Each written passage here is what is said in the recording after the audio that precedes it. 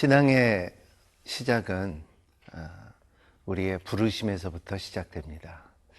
오늘날 많은 사람들이 조금만 은혜를 받으면은 신학교를 간다고 하고 그리고 또 공부를 한다고 합니다. 하지만 공부하는 것도 좋고 신학교 가는 것도 좋지만은 분명한 것은 소명이 있어야 됩니다. 하나님이 부르심이 있음으로 인하여 우리의 삶 가운데 담대함을 주고 그리고 확신을 갖고 나갑니다. 왜냐하면 반드시 고난과 벽이 있을 때에 하나님의 음성이 있어야 되고 그리고 그 고비를 넘을 때 더욱더 온유해지고 그리고 산소망을 갖고 사역을 할 수 있다고 합니다.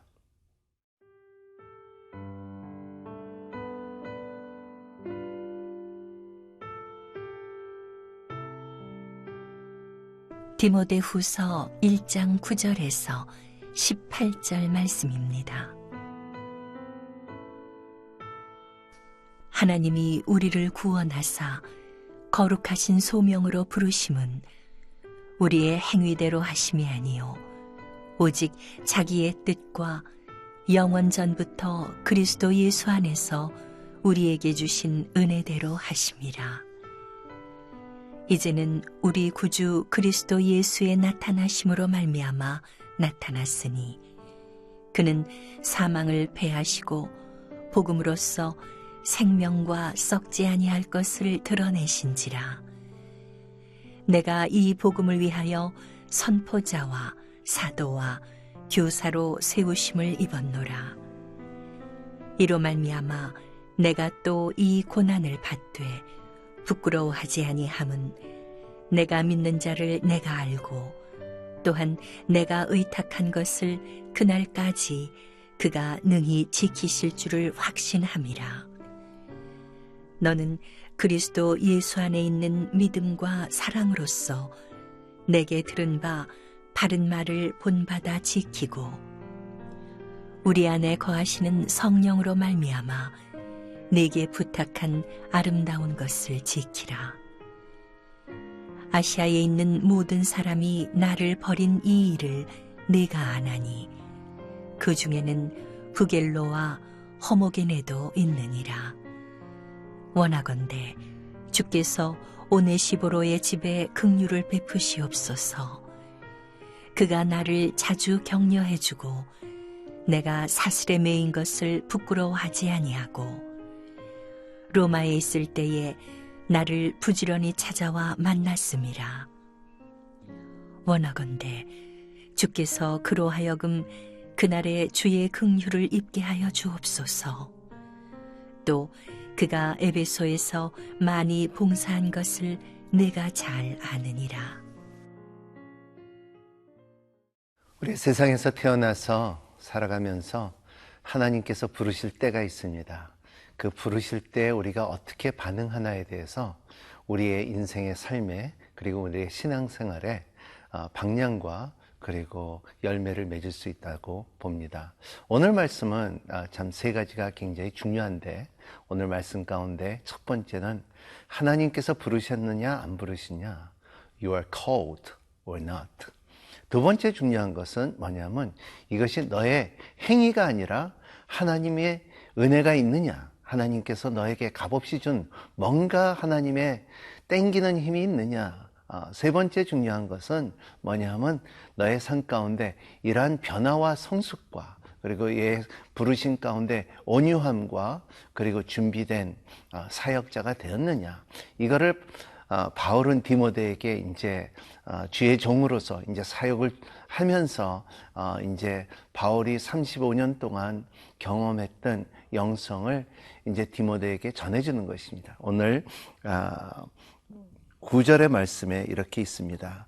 하나님이 우리를 구원하사 거룩하신 소명으로 부르심은 우리의 행위대로 하심이 아니요 오직 자기의 뜻과 영원 전부터 그리스도 예수 안에서 우리에게 주신 은혜대로 하심이라 그랬습니다. 맞습니다. 우리에게 첫 번째 일어나는 것은 구원이 이루어지고 그리고 소명이 이루어지고 그리고 우리의 행위대로 되는 것이 아니라 하나님께서 은혜대로 우리에게 부어준 하나님의 예정하시고 부어진 부르심이 있기에 우리가 소명받은 자, 주의 종이 된 자로 일할 수가 있다는 것입니다. 오늘날 많은 사람들의 신학교 가서 신학교 1학년, 2학년, 3학년 또 THM 그리고 디민 또 PhD 이렇게 공부를 하는 과정 가운데 그게 다라고 생각하면 굉장히 큰 오해죠. 왜냐하면 신앙이라는 것은 신학과 다르죠. 그렇기 때문에 하나님의 부르심을 소명을 받은 사람은 신학도 있어야 되고 그리고 또 신앙을 갖춰줘야 된다는 것을 말하고 있습니다. 10절에는 어떻게 이러한 소명이 왔는지 말하고 있습니다.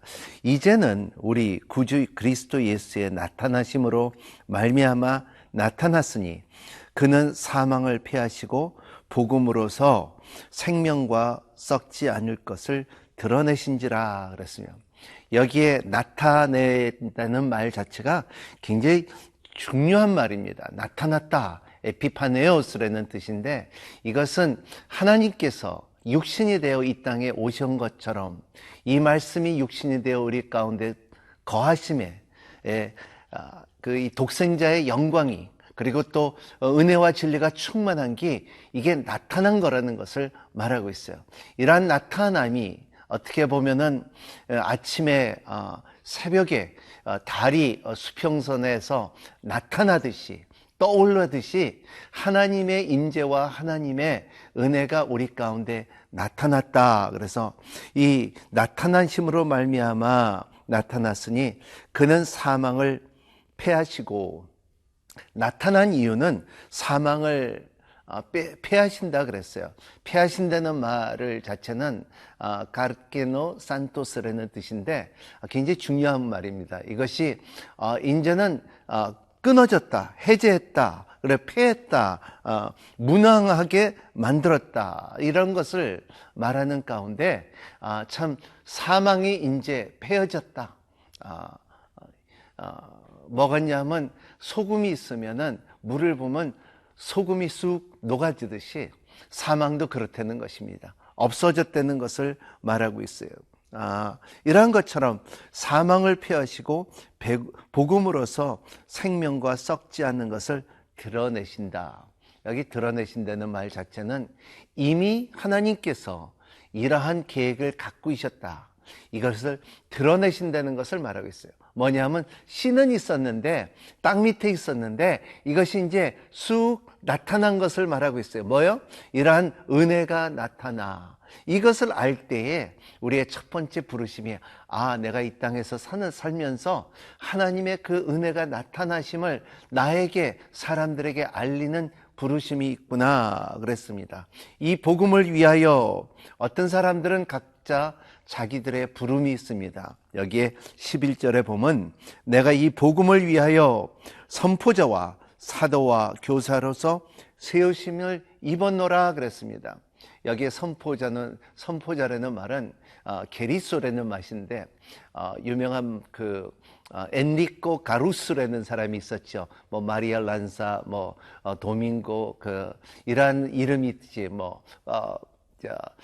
이란 유명한 가수들과 그리고 이 솔리스트들, 테너들을 보면은 근데 그 가운데 엔리케 가루소라는 분 것처럼 이 사람은 많은 사람들한테 크게 선포하는 자라는 거죠. 그러니까 복음에는 이러한 크게 담대하게 널리 이렇게 선포하는 사람이 있고 두 번째는 사도 아포스톨로스라는 뜻인데 이 복음을 들고 땅끝까지 가는 사람이에요. 사도 바울은 이러한 사도 이름을 입은 것은 나는 주님께서 주시는 그 사명을 갖고서 이제 땅끝까지 이방인들에게 간다는 사람이 있고 또 세 번째 소명을 받은 사람은 여기에 교사예요. 디다스칼로스라는 뜻인데 이런 사람들은 이제 하나님의 말씀을 쪼개며 가르치고 어린애서부터 어른까지 진리에 대해서 가르치는 은사를 받은 사람이야. 이런 것이 소명입니다. 어떤 사람들은 선포자로서, 어떤 사람들은 사도로서, 어떤 사람들은 가르치는 사람으로서 소명을 받았나니 이것은 은혜가 있기 때문에 하나님의 은혜가 나타났기 때문에, 은혜가 드러났기 때문에, 그리고 사망의 권세를 폐하셨기 때문에, 없었기 때문에 이것을 우리가 넉넉히 자랑스럽게 담대하게 누구에게도 전할 수 있는 소명과 힘이 되는 것이 우리의 부르심을 받은 것입니다.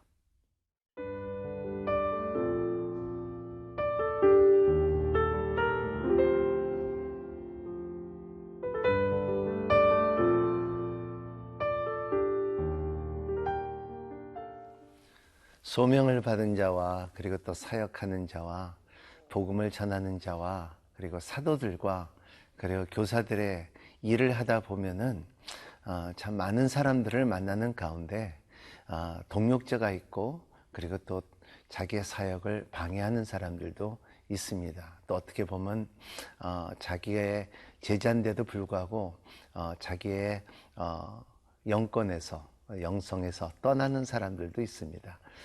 바울은 참 이러한 약간의 상처가 있었던 것 같습니다. 디모데에게 전하면서 이러한 사람들, 많은 사람들이 복음을 들었는데, 같이 동역자로 세워졌는데 그 길을 떠나는 사람도 있다고 합니다. 15절에 보면은 아시아에 있는 모든 사람이 나를 버린 이 일에 내가 아나니 그 중에는 부겔로와 헤메게노도 있느니라. 여기는 떠났다는 것입니다. 그렇게 디메도와 같이 훈련을 받았는데도 불구하고 복음을 전하는 자로서, 그리고 성령님의 인도함을 받는 자로서 하지만은 떠났다는 것입니다. 이렇게 보면 이 떠남이 안타깝죠. 누가복음 15장에 보면은 탕자의 비유를 말하는 것처럼 그 둘째 아들이 떠나는 것처럼, 하지만 아버지는 그거에 대해서 항상 기다리며 아파 있는 마음을 갖는 것처럼 바울도 이러한 떠난 사람에 대한 아픔이 있다는 것을 성경을 통하여 볼 수가 있습니다. 또 그러지 않아도 또 바울을 찾아온 사람이 있습니다. 바울이 감옥에 있는데도 불구하고, 그리고 바울을 찾아오는 그 오네시보로는 사람이라는 것은 찾아오고서, 그리고 바울을 격려해주며, 그리고 위로해주며, 그리고 돌봐줄 수 있었던 그러한 친구 같은 제자가 있었다는 것을 말하고 있어요.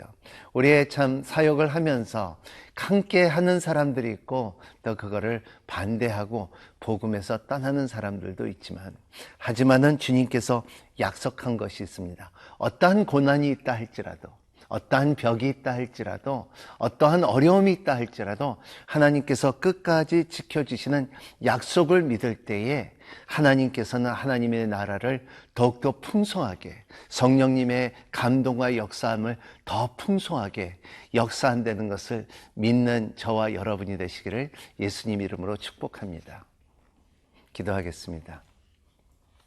하나님 아버지, 하나님께서 언제 우리를 이렇게 소명을 주셨고, 그리고 또 참 주님께서 부르심을 참 선포자로서, 사도로서, 교사로서, 목사로서, 선교사로서 주님의 나라를 위하여 선포할 때 담대함을 허락하여 주시고, 기쁨을 주시고, 어떠한 벽이 있다 할지라도 끝까지 하나님의 손을 잡고 주님의 음성과, 그리고 하나님의 나라의 평강과 기쁨과 의가 우리의 삶 가운데 항상 드러낼 수 있는 은혜 속에 머물게 하여 주시옵소서.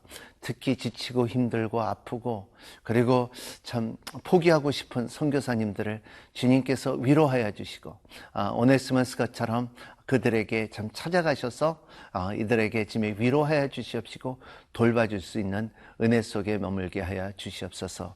오늘도 귀한 말씀을 주심을 감사합니다. 소망을 잘 간직하며, 그리고 하나님의 부르신 가운데 그 소망이 넘치는 하루가 될 수 있도록 축복하여 주시옵소서. 예수님 이름으로 기도하옵나이다. 아멘.